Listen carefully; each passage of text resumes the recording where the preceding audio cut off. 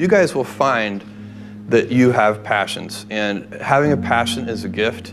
I think we all have passions, and you don't get to choose them. They pick you, but you have to be alert to them. You have to be looking for them. And when you find your passion, it's a fantastic gift for you because it gives you direction, it gives you purpose.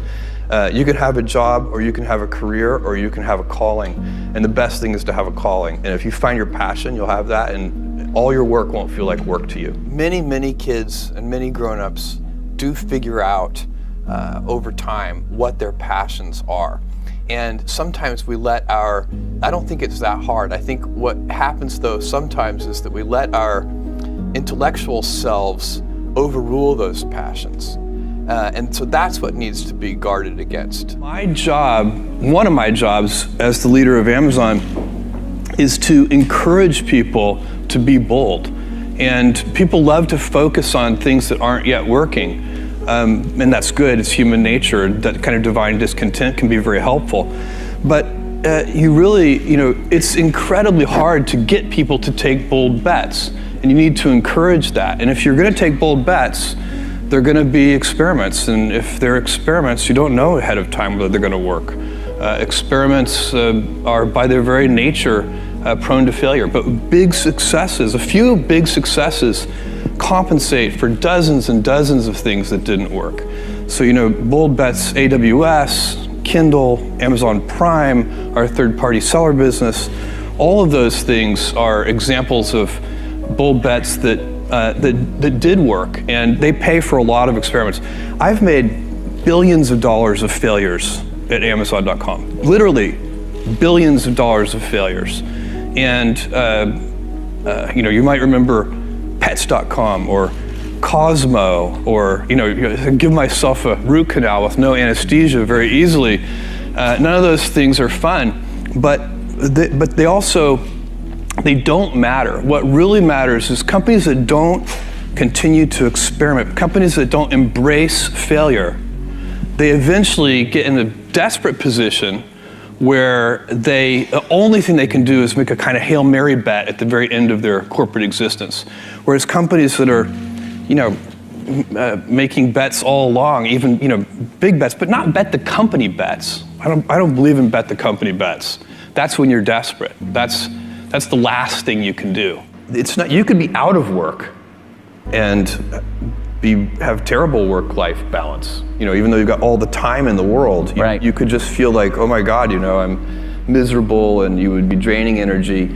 And so you have to find that harmony. It's a much better word. And I think for most people, it's about meaning. People want to know that they're doing something interesting and useful.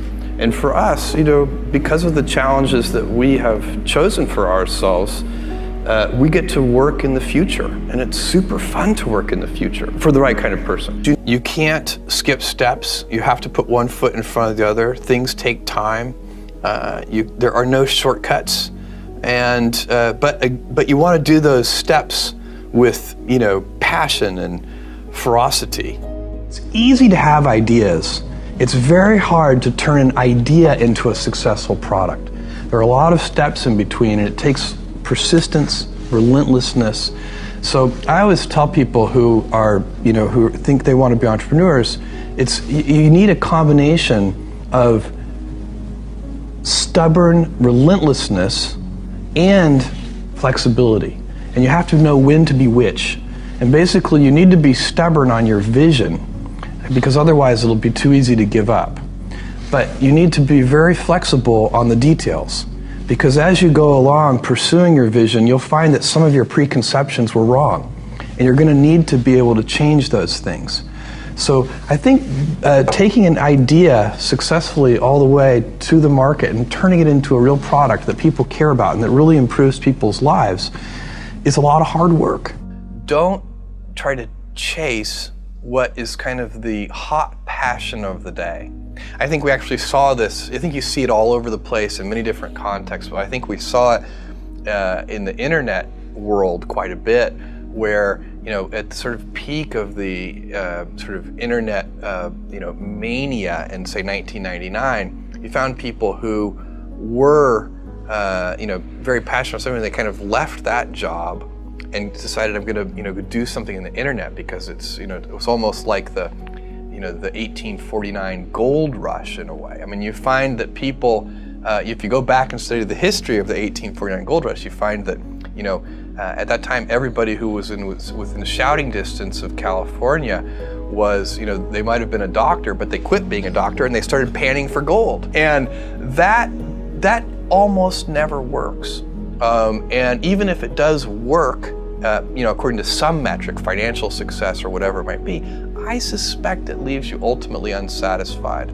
So you really need to be very clear with yourself. And I think one of the best ways to do that is this notion of projecting yourself forward to age 80, looking back on your life and trying to make sure you've minimized the number of regrets you have. That works for career decisions, it works for family decisions. You know, do you want, I have a 14-month-old son, and it's very easy for me to, if I think about myself when I'm 80, I know I want to watch that little guy grow up. And so I don't want to be 80 and think, shoot, you know, I missed that whole thing and I don't have the kind of relationship with my son that I wished I had, and so on and so on. So if you think about that, so I guess another thing that I would recommend to people is that they always take a long-term point of view. And I think this is something about which there's a lot of controversy. You know, there's a lot of people, and I'm just not one of them, believe that you should live for the now. I think what you do is you think about the great expanse of time ahead of you and try to make sure that you're planning for that in a way that's going to leave you ultimately satisfied. So this is just this is the way it works for me. And I mean, everybody needs to find that for themselves. So I think there are a lot of paths to satisfaction, and you need to find one that works for you.